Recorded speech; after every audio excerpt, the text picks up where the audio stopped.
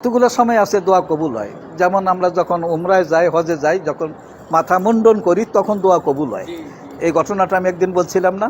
আমাদের ইমামে আজম আবু হানিফা রহমাতুল্লাহ জীবনে 55 বার পায়ে হাইটা হজ করছেন। জীবনে আমাদের ইমামে আবু হানিফা 55 বার পায়ে হাইটা হজ করছেন। তিনি 30 বছর একাধিক্রমে রোজা রয়েছেন, বছরে 5 দিন বার। জীবনে 7,500 বার কোরআন শরীফ খতম করছেন। ওনার ঘটনাগুলো তো আমরা সবাই জানি।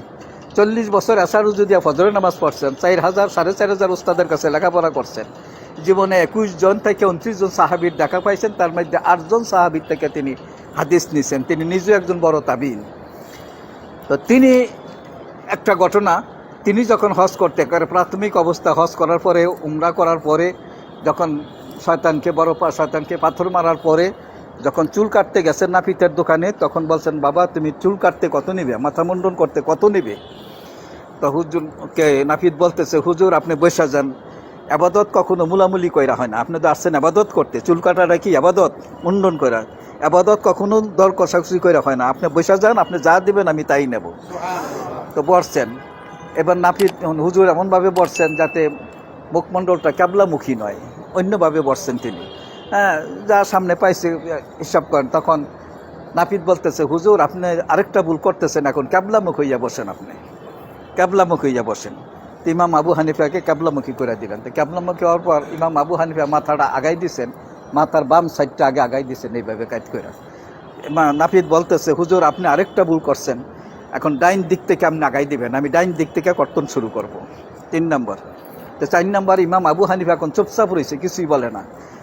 তখন নাপিত বলতেছে, হুজুর আপনি এখন তসবিহ তাহলিল পড়েন, এখন তো দোয়া কবুলের সময়, তখন চুলটা কাটবো, দোয়া কবুল হবে। তো ইমাম আবু হানিফা চুল কর্তন করার পরে, মাথা মুন্ডন করার পরে নাপিতকে পয়সা দিয়ে হাদিয়া দিয়ে তিনি যখন বেরোচ্ছেন, হুজুর আপনি আরেকটা ভুল করতেছেন, বাহনে যখন উঠবেন তিনি, এটা আয়দার গোড়া হোক বা যাই হোক, বলে হুজুর এখন আপনি 2 রাকাত শুকরানা নামাজ পড়বেন, এটা পৈরাজার নামাজ। তো ইমাম আবু হানিফা আসছে, বাবা তুমি বোধহয় বড় আলেম। হ্যাঁ, আগে তো প্রথম নিছে নাপিত, তো না হুজুর আমি বড় আলেম নয়। তাহলে এই কথাগুলো কই থেকে শিখছো তুমি? তো হুজুর আমি আতা ইবনে আবি রাবার মজলিসের মধ্যে বসি। আতা ইবনে আবি রাবা আমাদের উমর রাদিয়াল্লাহু তাআলা ছেলে আব্দুল্লাহ ইবনে উমরের ছাত্র, যার আমলনামার মধ্যে 70টা হজ ছিল। 70 বার তিনি হজ করছেন। আর কাবাগরের চত্বরের মধ্যে, হ্যাঁ আনছো খাজিনা তো দোয়াটা, ঠিক আছে, কাবাগরের চত্বরের মধ্যে তিনি প্রায় 33 বছর যাবৎ তিনি নামাজ পড়তেন এখানে কাবাগরের চত্বরটার মধ্যে, এবং সেইখানে তিনি তালিম দিতেন। হ্যাঁ, তো বলেন নাফিদ বলতেছে, হুজুর আমি আতা ইবনে আবি রাবার মজলিসের মধ্যে বসে বসে এইগুলো শিখছি।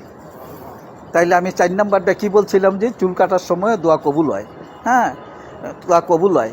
তো এখন এত বড় ইমাম, হ্যাঁ, তিনি শিখছেন ওই দিন ওই নাফিতের কাছ থেকে। আবু সাঈদ খুদরি রাদিয়াল্লাহু তাআলা আনহু এবং আবু হুরায়রা রাদিয়াল্লাহু তাআলা আনহু, তারা যৌথভাবে হাদিসটা বর্ণনা করছেন যে একটা গোষ্ঠী যখন জিকিরের মজলিসের মধ্যে বসে, আল্লাহ রহমতের ফেরেশতারা তাদেরকে বেষ্টন করে ফেলে। 2 নম্বর, আল্লাহর রহমতও তাদেরকে বেষ্টন করে। 3 নম্বর বলছিলাম তাদের উপর সাকিনা নাজিল হয়। 4 নম্বর, আল্লাহ তার মজলিসে আমাদেরকে স্মরণ করতে থাকে।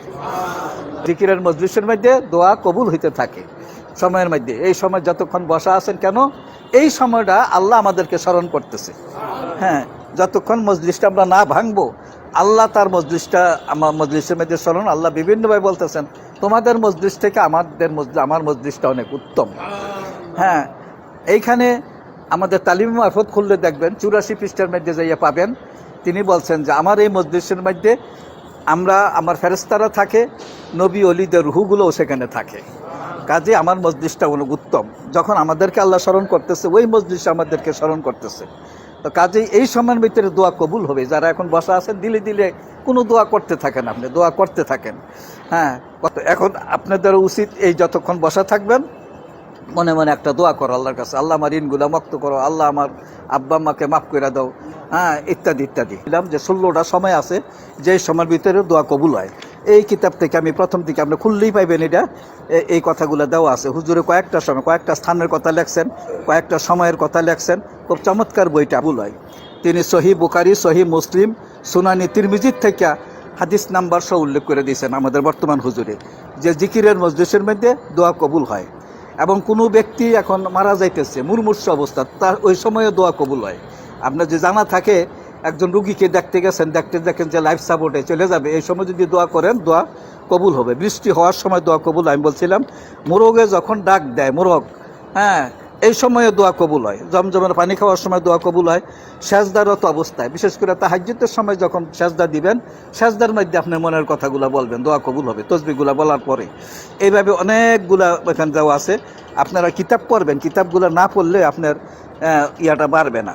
বলছিলাম শেষ রজনীতে রাত্রটা যখন তৃতীয় প্রহর শুরু হয়ে যায়, তখন আল্লাহ রহমতের ভান্ডার আমাদের প্রথম আসমানে এসে যায়, এসে বান্দাদেরকে ডাকতে থাকেন, হালমিন সাইলিন, হালমিন তাইবিন, হালমিন মুস্তাকবিরিন। খেয়াল আছেন আপনাদের? কে আসো সাহায্যকারী, কে মানে প্রার্থনাকারী, কে আসো গুনাহ মাপ চাওয়াকারী, কে আসো আমার কাছে ফরিয়াদকারী। তাদের ডাকে যারা সাড়া দেয়, আল্লাহ নিজে স্বয়ং ডাকতেছে এই সময় ডাকে যারা সাড়া দেয়, আল্লাহ চাঁদ তার আশা আল্লাহ পুরা করে। এটা রাত্রির তৃতীয় প্রহরের মধ্যে এটা শুরু হয়ে যায়। তৃতীয় প্রহরটা কিভাবে বাইর করবেন? এখন মনে করেন আমরা আজকে 6:42 ইফতার করলাম, না 6:42 আজকে ইফতার করলাম, 4:05 পর্যন্ত আমাদের সেহরির শেষ সময়, তাহাজ্জুদের সময়, এই পর্যন্ত। এর ভিতরে রাত্রটারে 3 ভাগ করে শেষ ভাগটা, এটাকে তৃতীয় প্রহর বলা হয়।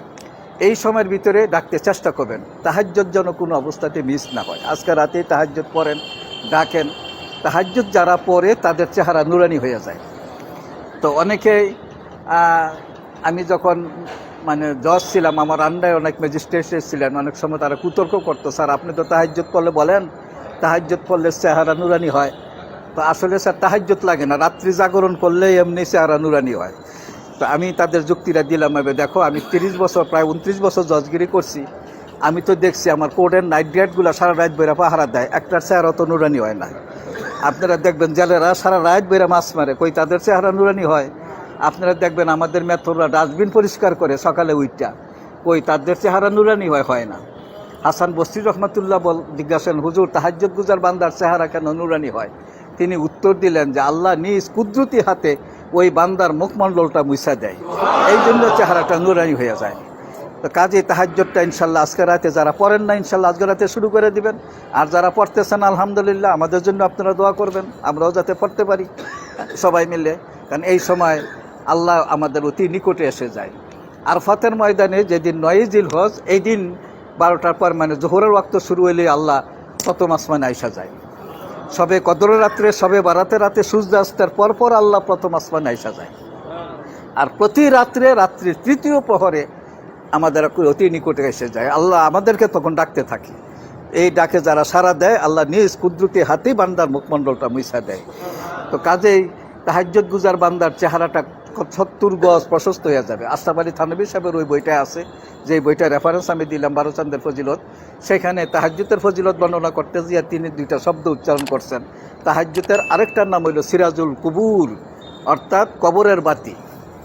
এই তাহাজ্জুদ নামাজটা যারা পড়বে, কবরটা 70 গজ প্রশস্ত হয়ে যাবে চতুর্দিকে, আর কবরের বাতি হয়ে গেল, কবরটার অন্ধকার থাকবে না, প্রশস্ত হয়ে যাবে। তো এই আমলটা কেন স্যার? সময় থাকতে, মানে সময় আমাদের কখন শেষ হয়ে যাবে আমরা নিজেরাও জানি না, হয়তো বা শয়তান আমাদেরকে ভুলাই রাখতেছে। সবাই একজন মৃত্যু পর যাত্রী একটা মুমূর্ষ রোগীর কাছে যখন আপনি যান, যে একটু আগে বললাম, মুমূর্ষ রোগীর কাছে যখন আপনি থাকবেন, তখন আপনার দোয়া কবুল হবে। এই সময়ের ভিতরে তখন অন্য কোনো চিন্তা থাকে না, ওই লোকটা চলে যাচ্ছে, মনটা নরম হয়ে যায়, আত্মীয় স্বজন হোক আর যাই হোক। এই সময় যদি আল্লাহর কাছে ফরিয়াদ করেন, আপনার একাগ্র দিল, তখন দিলটা কি একাগ্র দিল, এই সময়ের ভিতরে তওবা ইস্তেগফার করেন, আল্লাহর কাছে প্রার্থনা করেন, আল্লাহ তুমি আমাকেও মাফ করো, তাকেও মাফ করো, হ্যাঁ, এই দোয়া করবেন। এরপরে লোকটা যখন মারা যায়, এই শুরু থেকে আরম্ভ করে শেষ পর্যন্ত কবরে শোয়ান পর্যন্ত 22টা কাজ। কয়টা কাজ? 22টা কাজ। কোথায় পাইবেন? নামাজ শিক্ষা বইয়ের মধ্যে পাইবেন। আমি নামাজ শিক্ষা বইয়ের থেকে বলতেছি। এই 22টা কাজ অনেক মুসলমান আপনারা জানেন না। কি কি কাজ আপনি করা লাগবে এখানে? এই মুমূর্ষ ব্যক্তির সাথে কীরকম আচরণ করা লাগবে, কিভাবে গোসল দিবে, ইত্যাদি ইত্যাদি অনেকগুলো আমল সেখানে আছে। একটু জানা থাকলে আপনাদের সুবিধা হয়।